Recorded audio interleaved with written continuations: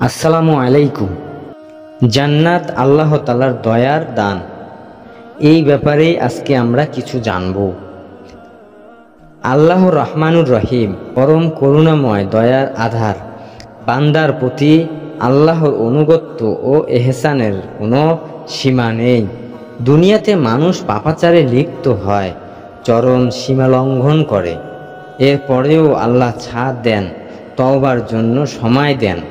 আল্লাহ দয়া না হলে দুনিয়ার বেশিরভাগ মানুষই অবাধ্যতার অপরাধে ধ্বংস হয়ে যেত। বান্দা গুনাহ করলে আল্লাহ অনেক সময় ক্ষমা করে দেন, অনেক সময় দুনিয়া বা আখিরাতের শাস্তির ফয়সালা করেন। গুনাহের শাস্তি হয় গুনাহের সমপরিমাণ। আল্লাহ জুলুম করেন না।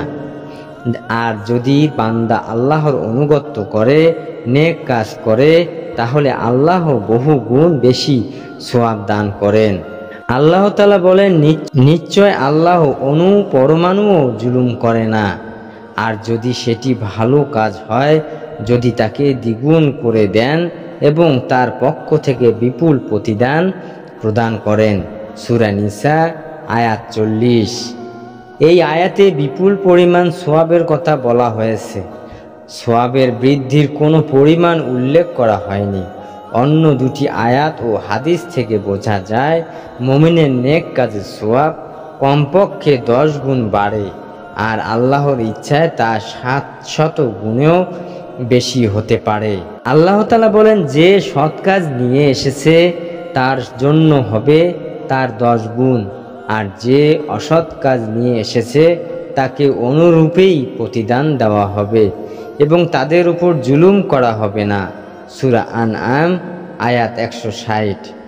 আরেক আয়াতে আল্লাহ তাআলা বলেন, যারা আল্লাহর পথে তাদের সম্পদ ব্যয় করে, তাদের উপমা একটি বীজের মতো, যা উৎপন্ন করল 7টি শীষ।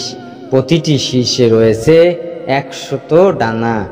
তার প্রতিটি শীষে রয়েছে 100 দানা। আর আল্লাহ যাকে চান তার জন্য বাড়িয়ে দেন, আর আল্লাহ প্রাচুর্যময়, সর্বজ্ঞ। সূরা বাকারা আয়াত 261। আখিরাতে আল্লাহ তাআলা বান্দাকে জান্নাত দান করবেন তার দয়া ও অনুগ্রহে। আল্লাহ তাআলা যদি দয়া না করেন, অনুগ্রহ না করেন, শুধু নেক আমলের সমপরিমাণ প্রতিদান দিতে চান, তাহলে কেউ শুধু নিজের নেক আমল দিয়ে জান্নাতের মতো বড় পুরস্কার লাভ করার উপযুক্ত হতে পারবে না। নেক আমল আল্লাহ তাআলার সমপরিমাণ ক্ষমা ও অনুগ্রহ লাভ করার ওসিলা মাত্র। আবু হুরায়রা রাদিয়াল্লাহু থেকে বর্ণিত, আল্লাহর রাসূল সাল্লাল্লাহু আলাইহি সাল্লাম বলেন, আমাদের কারো আমল তাকে জান্নাতে প্রবেশ করাতে পারবে না। সাহাবীগণ বলেন, হে আল্লাহর রাসূল, আপনিও নন? তিনি বললেন, আমিও নই, যদি আল্লাহ তাআলা আমাকে তার অনুগ্রহ ও করুণা দিয়ে আমাকে ঢেকে না নেন। সহিহ মুসলিম 6855 নম্বর হাদিস।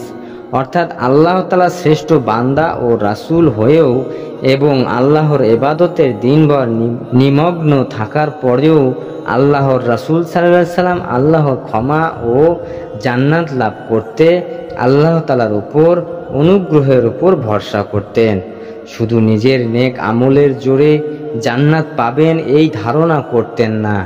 তাই আমাদের মতো গুনাহগার ও অধম বান্দাদের তো কোনোভাবেই এই ধারণা থাকা উচিত নয় যে শুধু নেক আমল করে আমরা জান্নাতের উপযুক্ত হতে পারব। বরং সব সময় আল্লাহর দয়া ও অনুগ্রহ চাইতে থাকা উচিত। পবিত্র কুরআনে আল্লাহ তাআলা তার ক্ষমা ও দয়া চেয়ে এভাবে দোয়া করতে শিখিয়েছেন, হে আমাদের রব, আমরা যদি ভুলে যাই অথবা ভুল করি তাহলে আপনি আমাদেরকে পাকড়াও করবেন না।